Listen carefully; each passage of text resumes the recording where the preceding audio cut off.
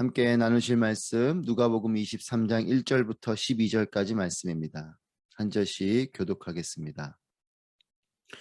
온 무리가 모두 일어나 예수를 빌라도에게 끌고 갔습니다. 그리고 예수에 대한 고소가 시작됐습니다. 이 사람이 우리 민족을 어지럽게 하는 것을 보았습니다. 그는 가이사께 세금을 바치는 것을 반대하며 자칭 그리스도 곧 왕이라고 주장하고 있습니다. 그러자 빌라도가 예수께 물었습니다. 내가 유대 사람의 왕이냐? 예수께서 대답하셨습니다. 내가 말하고 있다. 그러자 빌라도는 대제사장들과 무리에게 말했습니다. 나는 이 사람에게서 아무런 죄목도 찾지 못하겠다. 그러나 그들은 주장했습니다. 저 사람이 갈릴리에서 시작해 여기 예루살렘까지 유대 온 땅에서 가르치며 백성들을 선동하고 있습니다. 이 말을 들은 빌라도는 이 사람이 갈릴리 사람이냐고 물었습니다.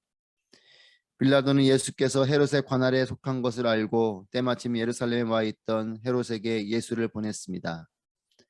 헤롯은 예수를 보고 매우 기뻐했습니다. 그는 오래전부터 예수를 만나고 싶었습니다. 헤롯은 예수에 대한 소문을 듣고 있었고 예수께서 어떤 기적 행하는 것을 보고 싶었기 때문입니다. 헤롯이 많은 질문으로 물었지만 예수께서는 아무 대답도 하지 않으셨습니다. 대제사장들과 율법학자들은 곁에 서서 예수를 격렬하게 고소했습니다.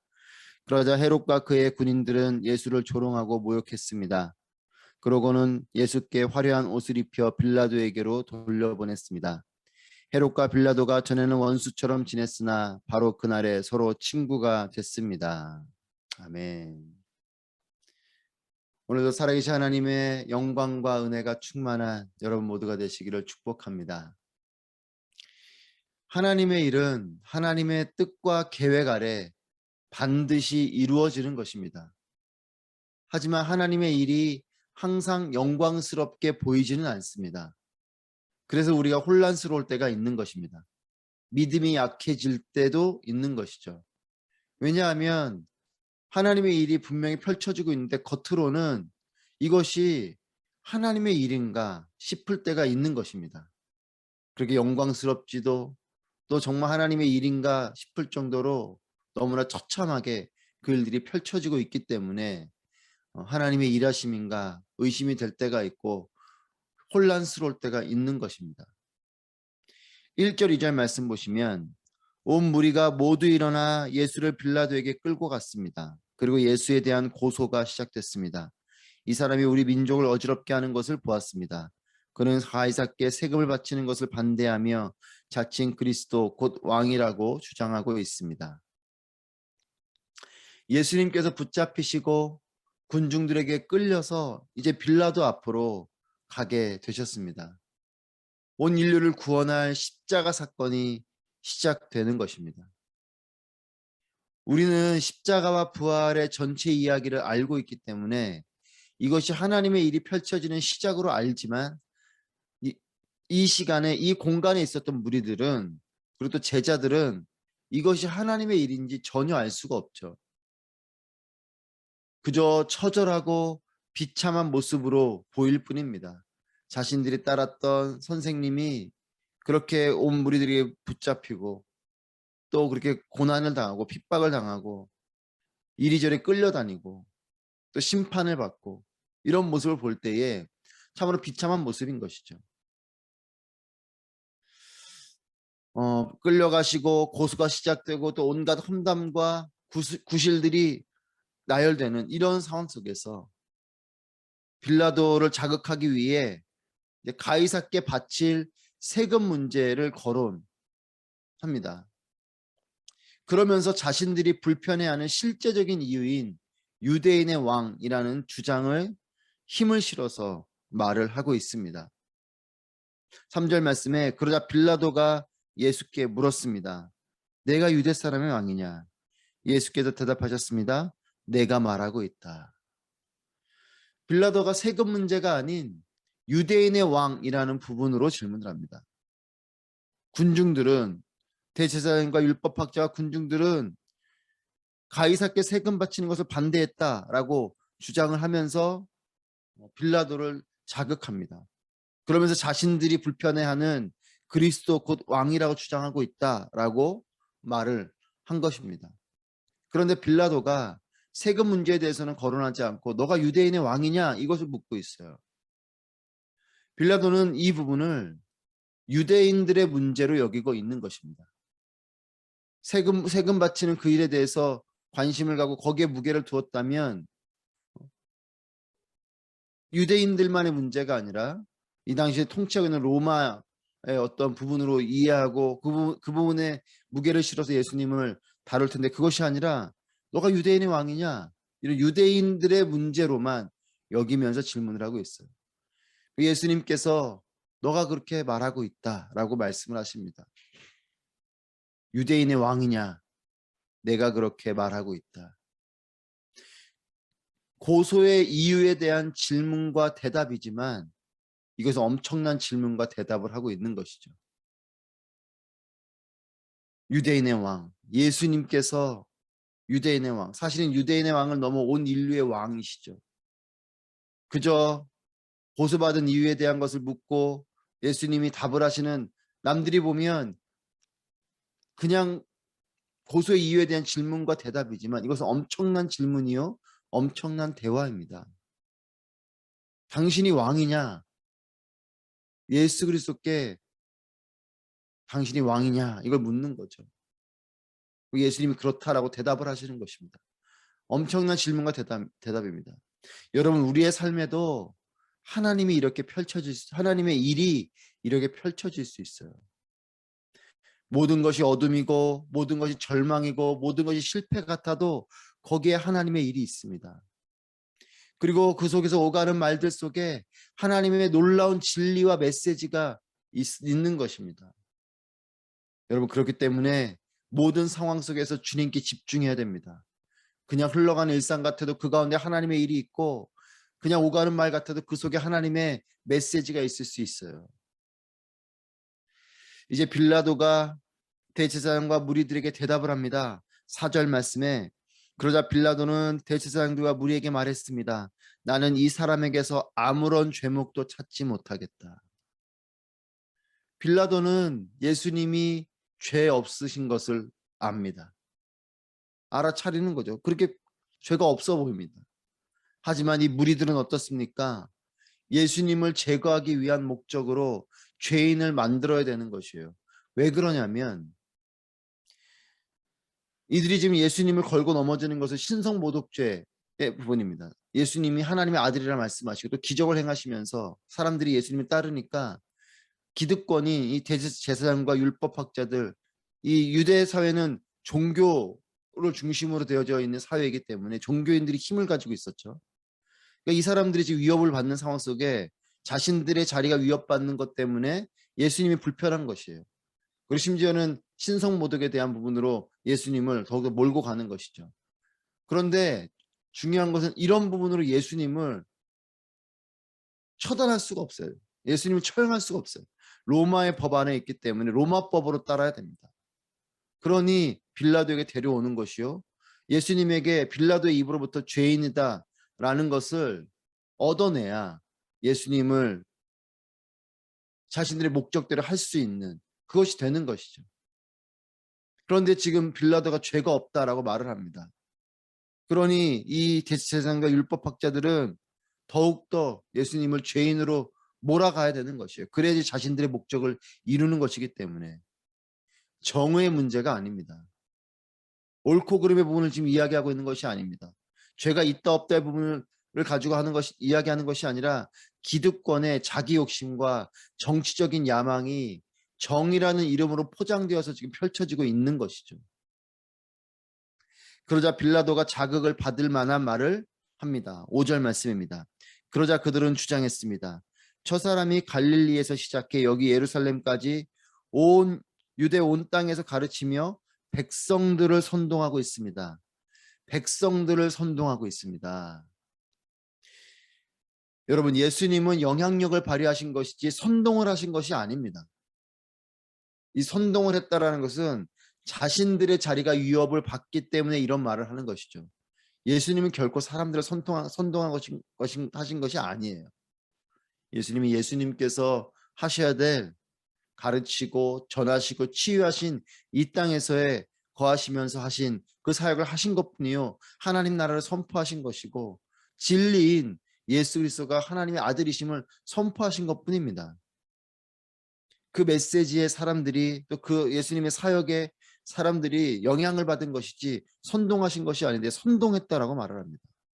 그리고 빌라도는 정치인으로서, 이 예루살렘을 통치하는 자로서, 또 이 유대 땅을 통치하는 자로서 군중의 요동은 스스로에게 심각한 타격인 거죠. 여러분, 정치인들이 의외로 군중들이, 또 이 민중이 요동하고 들고 일어나는 것에 상당한 예민함을 가지고 있습니다. 정치적인 타격을 입기 때문에 그래요. 그래서 죄가 없다라고 말했다가 백성들을 선동한다라고 말을 하니까 이 문제에 빌라도가 귀를 기울입니다. 그리고 계속해서 관심을 가지고 이야기를 합니다. 6절 7절 말씀입니다. 이 말을 들은 빌라도는 이 사람이 갈릴리 사람이냐고 물었습니다. 빌라도는 예수께서 헤롯의 관할에 속한 것을 알고 때마침 예루살렘에 와 있던 헤롯에게 예수를 보냈습니다. 갈릴리로부터 시작해서 예루살렘까지 온 땅에서 백성들을 선동하고 있다라는 이 말에 빌라도는 다시 한 번 더 관심을 가지면서, 하지만 빌라도는 이 사람이 갈릴리 사람이냐라고 묻는 것이죠. 예루살렘이 아닌 갈릴리 지역이라고 하니까 내 관할이 아니라 오히려 그 갈릴리 지역을 통치하고 있는 분봉왕인 헤롯이 이 일을 담당해야 된다라고 이, 이 핑계를 대면서 복잡하고 예민한 문제를 헤롯에게 넘깁니다. 또 마침 헤롯이 유월절을 지내기 위해서 예루살렘에 와 있어요. 그래서 헤롯에게로 보냅니다. 8절 말씀해 보시면 헤롯은 예수를 보고 매우 기뻐했습니다. 오래전부터 예수님 만나고 싶어 했고, 왜냐하면 예수님에 대한 소문을 들었고 또 어떤 기적을 행하는 것을 보고 싶었기 때문이죠. 헤롯은 그 지역을 담당하는 자로서 이미 예수님에 대한 소문을 듣고 알았던 것입니다. 관심과 좋은 마음을 가지고 있었어요. 그래서 9절 말씀 보시면 헤롯이 많은 질문으로 물었지만 예수께서는 아무 대답도 하지 않으셨습니다. 헤롯의 관심사는 예수님의 기적이요, 예수님께서 어떤 펼쳐나가신 영향력에 대해서 헤롯은 관심을 가졌어요.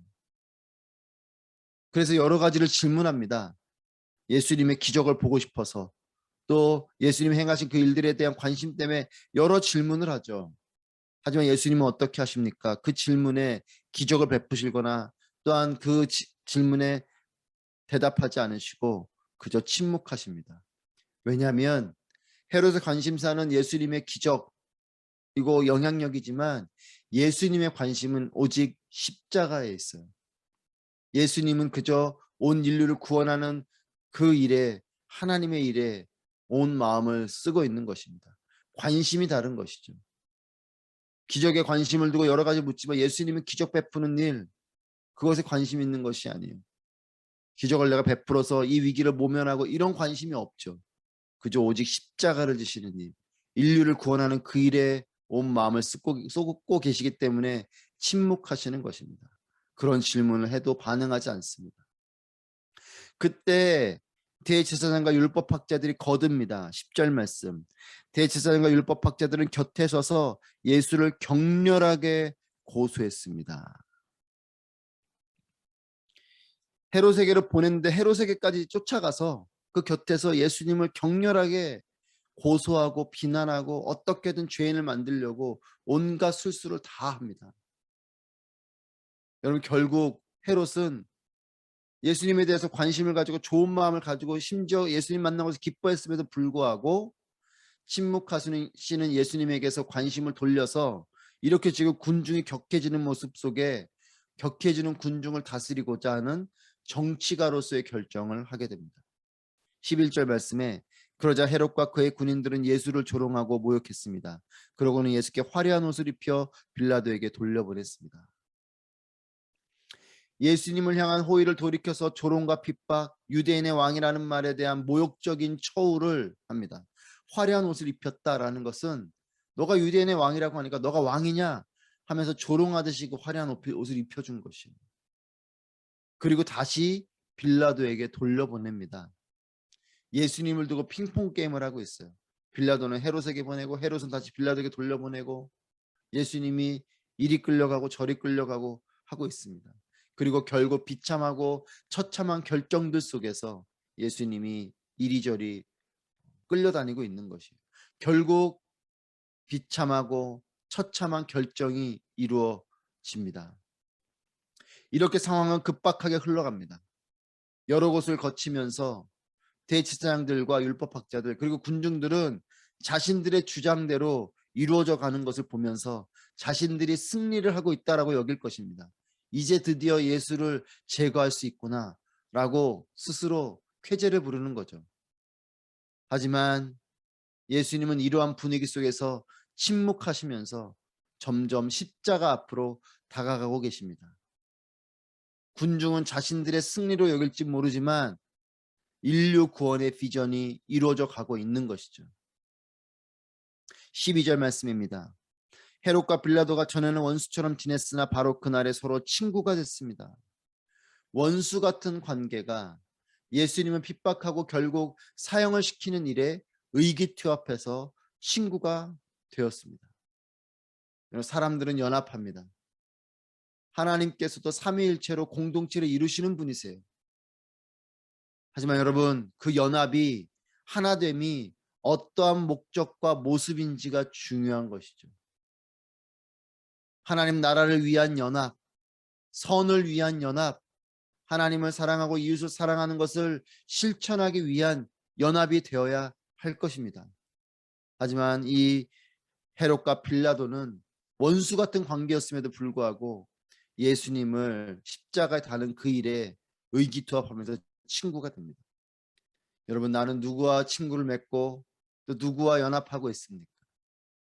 우리 모두가 하나님 나라를 위한 선한 일을 위한 하나님을 사랑하고 이웃을 사랑하는 그 일에 우리가 의기투합하고 친구가 되고 또 연합하게 되는 일이 되기를 바랍니다. 예수님은 점점 십자가 앞으로 다가가고 있습니다. 죄 없으신 그분이 십자가에 달리시게 됩니다. 군중은 자신들의 승리요, 빌라도와 헤롯은 정치적으로 좋은 선택을 했다라고 말할 듯 싶습니다.